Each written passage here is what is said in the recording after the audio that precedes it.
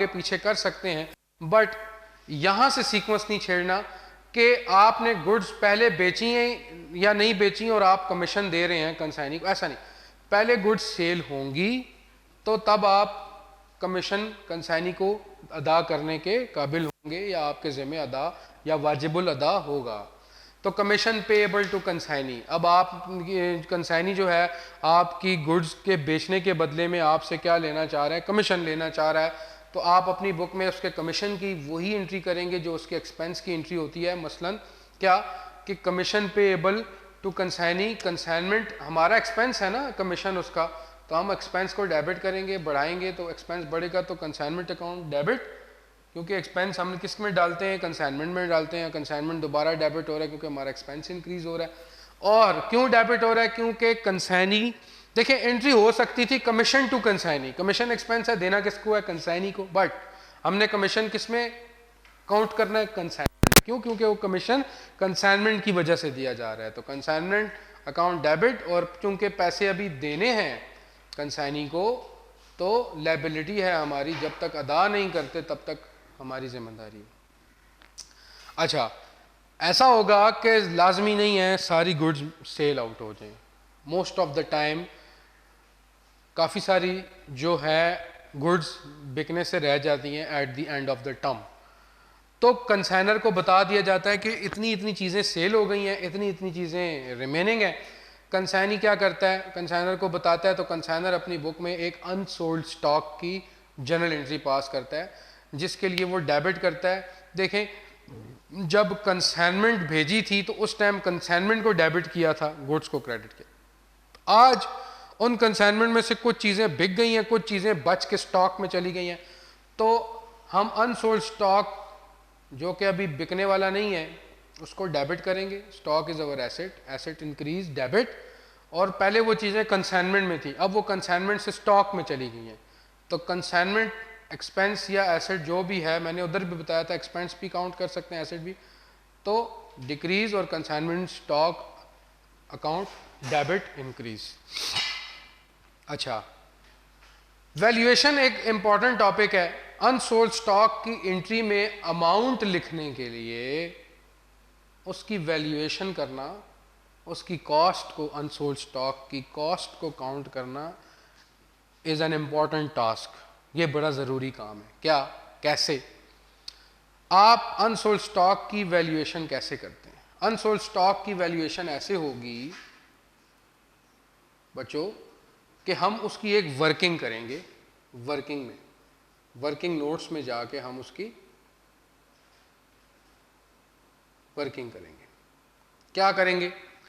हम लिखेंगे valuation of unsold stock, कि अनसोल्ड स्टॉक की वैल्यूएशन हम लिखेंगे। सबसे पहले कॉस्ट ऑफ अनसोल्ड गुड्स हम लिखेंगे, फिर अनसोल्ड यूनिट्स यानी जितने यूनिट्स अभी सेल होने से बच गए वो, multiplied by per unit cost of goods sent on consignment. I have used the abbreviates due to less space. आप इसको दोबारा मैं रिवाइज करता हूं, समझ लें। पर unit cost of GSOC, GSOC मतलब गुड्स सेंट ऑन कंसाइनमेंट, तो मल्टीप्लाई करेंगे तो आपके पास एक वैल्यू आएगी, बट ये अभी वैल्यू फाइनल नहीं है। हम क्या करेंगे, इसमें कंसाइनर के एक्सपेंसेस का वो पोर्शन ऐड करेंगे जो कि किसके ऊपर हुआ है, अनसोल्ड के, तो उसको हम अपॉर्शनेट या प्रोपोर्शनेट करके ऐड करेंगे। हम सारे एक्सपेंस ऐड नहीं कर सकते। क्यों नहीं कर सकते? क्योंकि बच्चों सारे एक्सपेंस जो हैं वो तो सारी कंसाइनमेंट पर हुए हैं, हमने तो यहां पर वो एक्सपेंस ऐड करने हैं जो अनसोल्ड गुड्स पर। अनसोल्ड गुड्स का पोर्शन कैलकुलेट या काउंट या जो है अकमुलेट करने के लिए हम क्या करेंगे, टोटल एक्सपेंस को मल्टीप्लाई करेंगे अनसोल्ड यूनिट से, डिवाइड कर देंगे टोटल यूनिट से, तो सिर्फ उतना पोर्शन निकल आएगा जो कि अनसोल्ड का होगा उन एक्सपेंसेस का। ठीक है, तो वो आप ऐड कर देंगे। एंड नेक्स्ट एंड लास्ट चीज आप तब ऐड करेंगे जब वो क्वेश्चन में प्रिवेल कर रही होगी या होगी। कैसे? Direct expenses of consignee, direct expenses of consignee if any. If any का क्या मतलब है? अगर कोई होगा तो, नहीं होगा तो नहीं करेंगे। डायरेक्ट एक्सपेंसेस ऑफ कंसाइनी मतलब कि आपने फाइनल अकाउंट्स के अंदर एक डायरेक्ट एक्सपेंस पड़े थे और एक इनडायरेक्ट एक्सपेंस पड़े थे, ठीक। तो उसके में अंदर जो डायरेक्ट एक्सपेंसेस हैं उनको आप, अगर तो वो क्वेश्चन में कंसाइनी ने अदा किए हैं तो उनको भी आप कंसाइनर के एक्सपेंसेस की तरह ही ऐड करेंगे, प्रोपोर्शनेट करके लिखेंगे टोटल डायरेक्ट एक्सपेंसेस अगर वो हैं क्वेश्चन में, वरना नहीं, वरना यहाँ तक अनसोल्ड स्टॉक की वैल्यू कंफर्म हो जाती है। अगर अनसोल्ड स्टॉक काउंट करते वक्त आप देखें कि क्वेश्चन में कंसाइनी ने कुछ ऐसे अखराजात किए हैं जो कि डायरेक्ट हैं। डायरेक्ट एक्सपेंस और इनडायरेक्ट कौन से होते हैं मैं फिर बता दूं। डायरेक्ट एक्सपेंस वो होते हैं कि जो गुड्स की मैन्युफैक्चरिंग और उनकी सेलिंग से पहले तक के होते हैं, ठीक है, मतलब उनकी पैकिंग से पहले तक, पैकिंग भी चले सेलिंग में काउंट हो जाता है। हम गुड्स को, प्रोडक्ट को फिनिश प्रोडक्ट की फॉर्म में लाने तक के जो अखराजात अदा करते हैं, फैक्ट्री तक के जो अखराजात हैं वो डायरेक्ट हैं, और फैक्ट्री के बाद जब चीज़ों ने आगे जाना है बिकने के लिए, उस दौरान जो एक्सपेंस अदा होते हैं उनमें मार्केटिंग है, सेलिंग है, एडमिन है, ऑफिस के एक्सपेंस हैं, वो सारे के सारे इनडायरेक्ट एक्सपेंस होते हैं। अगर आप ये देखें कि कंसाइनी ने भी कुछ ऐसे अखराजात अदा किए हैं like carriage, cartage, custom duty, freight, loading unloading, any sort of duty except export duty, export duty के अलावा सारी ड्यूटीज डायरेक्ट हैं। अच्छा, लोडिंग अनलोडिंग, ठीक है, clearing charges, so on so for. तो ये सारे आप दोबारा भी इसमें सुन सकते हैं कि ये सारे कौन से एक्सपेंस हैं, डायरेक्ट एक्सपेंस। अगर इनमें से कोई आप देखें कि वो कंसाइनी ने अदा किया है, देन वही एक्सपेंस प्रोपोर्शनेट करके आपने ऐड करना है, तो आपके पास कॉस्ट ऑफ अनसोल्ड गुड्स आ जाएगी, वो आपने इस एंट्री में लिख देंगे। उसके बाद चलते हैं बैड डेट्स की एंट्री की तरफ। देखें, हम बुक पढ़ रहे हैं कंसाइनर, हमने कंसाइनी को अलाउ किया हुआ है कि वो चीज़ें कैश पे भी बेचे, उधार पर भी बेच सकता है, क्रेडिट बेसिस पर भी सेल कर सकता है। अगर तो कंसाइनी ने गुड्स कैश पे बेची तो well and good, but if he had sold the goods on credit basis then what can be happen, क्या हो सकता है, क्या हम एक्सपेक्ट कर सकते हैं। एक्सपेक्ट क्या कर सकते हैं, ये कर सकते हैं कि हमें बैड डेट्स का खतरा है और हम उस बैड डेट्स के खतरे को बीइंग अ कंसाइनर एलिमिनेट कर भी सकते हैं और रिस्पॉन्सिबल भी हो सकते हैं। एक चीज होती है del creditor commission.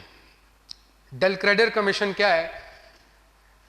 Consignor consignee को एक नॉर्मल अमाउंट ऑफ कमीशन के साथ एक एक्स्ट्रा अमाउंट ऑफ कमीशन देता है, वो कमीशन डेल क्रेडिटर कमीशन कहलाता है।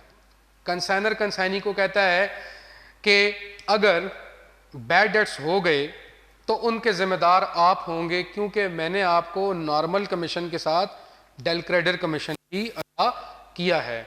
तो कंसाइनी कहता है ठीक है, अब अगर मैंने जो उधार पे सेल्स की हैं उनमें से कोई बंदा मुझे पैसे नहीं देता, then I will be responsible for those bad debts. Bad debts क्या हैं? हर साल हमारे जितने भी हमने उधार पे चीज़ें बेची होती हैं, बहुत सारे डेटर्स ऐसे होते हैं कि जो बैड प्रूव होते हैं, बैड साबित होते हैं। कैसे? वो अपनी रिकवरी को इन टाइम पॉसिबल नहीं करते। जो हमारा फाइनेंशियल ईयर है उसकी क्लोजिंग, उस डेट क्लोजिंग तक वो अपनी रिकवरी को मेक श्योर नहीं करते। तो ऐसे डेटर्स को हम बैड कंसिडर करते हैं और उनको बैड डेट्स कहा जाता है, जो डेटर्स रिकवरी को इन टाइम नहीं करते। अब क्या होता है, डेल क्रेडिटर कमीशन हमने कंसाइनी को दिया ये कहकर कि आप अगर बैड डेट्स का सामना करना पड़ता है आपको, तो हमने आपको डेल क्रेडिटर दिया हुआ है, आप जिम्मेदार, आप जाने और आपका काम जाने, लिहाजा अब बैड डेट्स के रिस्पॉन्सिबल आप होंगे। आपने क्या करना है, उनको बियर करना है व्हाट्सएवर, ठीक है। सो डेल क्रेडिटर कमीशन की एक आपको डेफिनेशन में बताता हूँ, वो आप पहले नोट करें, फिर मैं आपको इसका सिनेरियो और एंट्रीज बताऊंगा। सो स्टूडेंट्स, मैंने आपसे कहा कि डेल क्रेडिटर कमीशन की डेफिनेशन अब हम पढ़ने लगे हैं। डेल क्रेडिटर कमीशन क्या है? जैसा कि अभी एक्सप्लेन भी किया और अब हम डिफाइन भी कर रहे हैं, it is an extra amount of commission by consignor to consignee. ये एक इजाफी एक्स्ट्रा अमाउंट है कमीशन की जो कंसाइनर अदा कर रहा है या अदा करेगा कंसाइनी को। Why that? Because if loss of bad debts occur, अगर बैड डेट्स हो जाते हैं देन क्या होगा?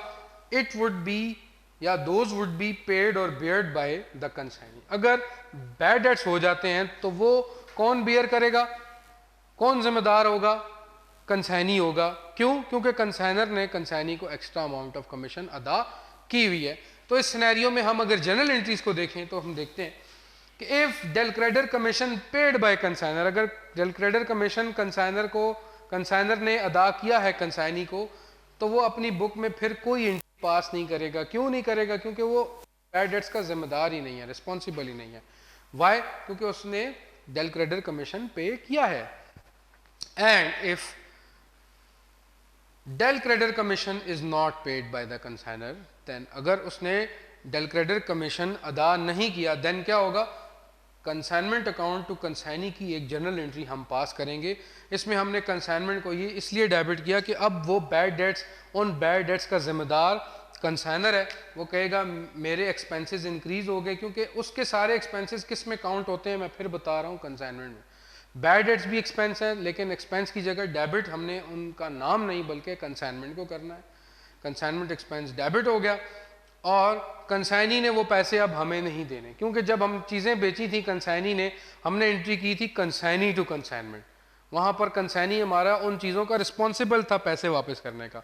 लेकिन अब चूंकि बैड डेट्स हो गए, अब कंसाइनी उन पैसों को माइनस करके हमें बाकी के पैसे अदा करेगा जिन पैसों के बैड डेट्स हो गए। अब हम कंसाइनी से वो पैसे रिकवर नहीं कर सकते। फॉर एग्जाम्पल, कंसाइनी ने चीज़ें सेल की 50,000 की, उसमें से 5,000 जो है उसके बैड डेट्स हो गए।